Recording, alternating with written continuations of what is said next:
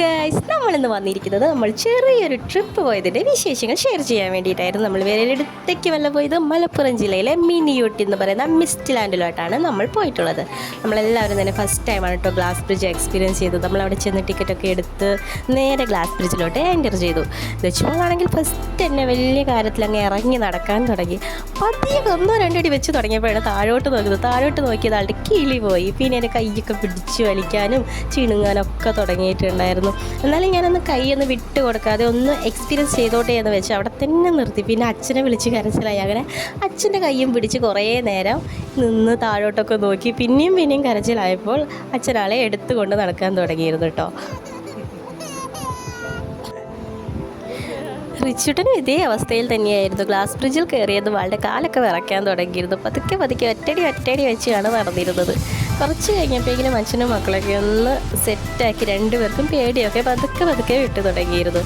ഇതാണ് നമ്മുടെ ഗ്ലാസ് ബ്രിഡ്ജിൽ നിന്നുള്ളൊരു കാഴ്ച എന്ന് പറയുന്നത്. ചുറ്റുമുള്ള ചെടികളും മരങ്ങളൊക്കെ ആയിട്ട് നല്ല ഭംഗിയിൽ എന്ത് രസമായിരുന്നു കാണാനെന്നറിയോ. ഇതാണ് പച്ചപ്പ് ഹരിതാഭി എന്ന് പറയുന്നത് തന്നെ. അങ്ങനെ റിച്ചുട്ടൻ ഒന്ന് പതുക്കെ കാല് വെച്ച് പതുക്കെ ഒറ്റയ്ക്ക് നടക്കാൻ നോക്കുന്നുണ്ട്. എന്നാലും കാല് ചെറുതായിട്ടൊക്കെ ഇറക്കുന്നുണ്ട് കേട്ടോ. എന്നാലും കുറച്ച് കഴിഞ്ഞപ്പോൾ ഈ രണ്ടുപേരൊന്ന് സെറ്റായിരുന്നു. ചേച്ചിമോളെ പിന്നെ ഇറക്കിയപ്പോൾ ചെറിയൊരു പേടിയൊക്കെ ഉണ്ടായിരുന്നു. എൻ്റെ ഡ്രസ്സുമെന്ന് ഇങ്ങനെ വിടാതെ പിടിച്ചു നിൽക്കുമായിരുന്നു കേട്ടോ.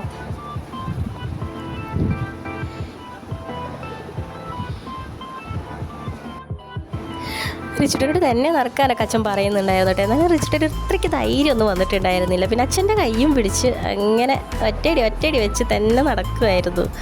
പതുക്കെ താഴോട്ട് നോക്കി. ഗ്ലാസ് ബ്രിഡ്ജ് ഇളകുന്നുണ്ടെന്നൊക്കെ എന്നോടൊന്ന് പറയുന്നുണ്ടായിരുന്നു. അതൊന്നും ഇളകത്തില്ല, അതൊക്കെ നല്ല പ്രോപ്പറായിട്ടാണ് കെട്ടി വെച്ചിരിക്കുന്നത് പറഞ്ഞിട്ട് അവനൊരു വിശ്വാസം ഉണ്ടായിരുന്നില്ല. ഞാനിപ്പോൾ വീഴും, ഇത് ഇളകുന്നുണ്ടെന്നും പറഞ്ഞിട്ട് ഭയങ്കര ബഹളമായിരുന്നു.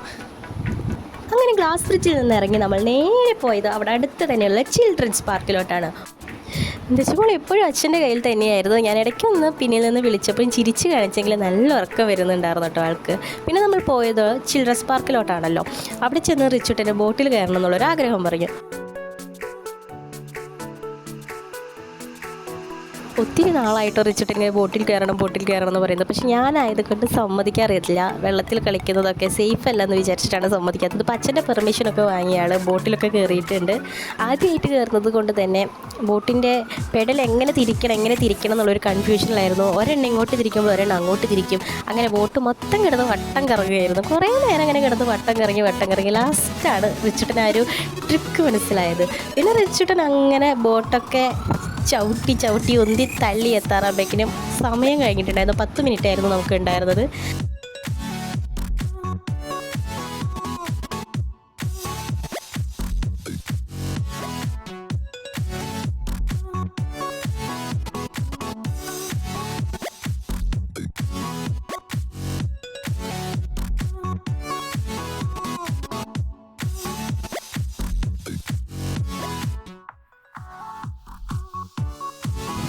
അങ്ങനെ റിച്ചുട്ടൻ്റെ കൂടെ വന്നവരൊക്കെ ഇറങ്ങിപ്പോയി. ലാസ്റ്റ് റിച്ചുട്ടൻ മാത്രമായി ആ ഫോണിലുണ്ടായിരുന്നത്. എന്നാൽ അവിടുത്തെ ചേട്ടൻ കുറച്ച് സമയം കൂടി ഇരുന്നോ എന്ന് പറഞ്ഞത് കൊണ്ട് റിച്ചുട്ടൻ കുറച്ച് സമയം കൂടി അവിടെ ഇരുന്നു. പിന്നെ നമ്മൾ പോയത് മറൈൻ വേൾഡ് അക്വേറിയത്തിലോട്ടായിരുന്നു. റിച്ചുമോളാണെങ്കിൽ ഭയങ്കര ഹാപ്പി ആയിരുന്നു. അവൾ ഫസ്റ്റ് ടൈം ആയിരുന്നു ഇങ്ങനെ തലയുടെ മേലെ കൂടെയൊക്കെ മീനൊക്കെ പോകുന്നത് കാണുന്ന ആൾ. അച്ഛനെ വിളിച്ച് ദേ മീമി എന്നൊക്കെ പറഞ്ഞ് ഇങ്ങനെ കാണിച്ചു കൊടുക്കുന്നുണ്ടായിരുന്നു. അവൾ ഭയങ്കര ഹാപ്പി ആയിരുന്നു. അപ്പോൾ ഇത്രയേ ഉള്ളൂ. അടുത്ത വിശേഷങ്ങൾ ഇനി അടുത്ത വ്ളോഗിൽ പറയാം. അതുവരെ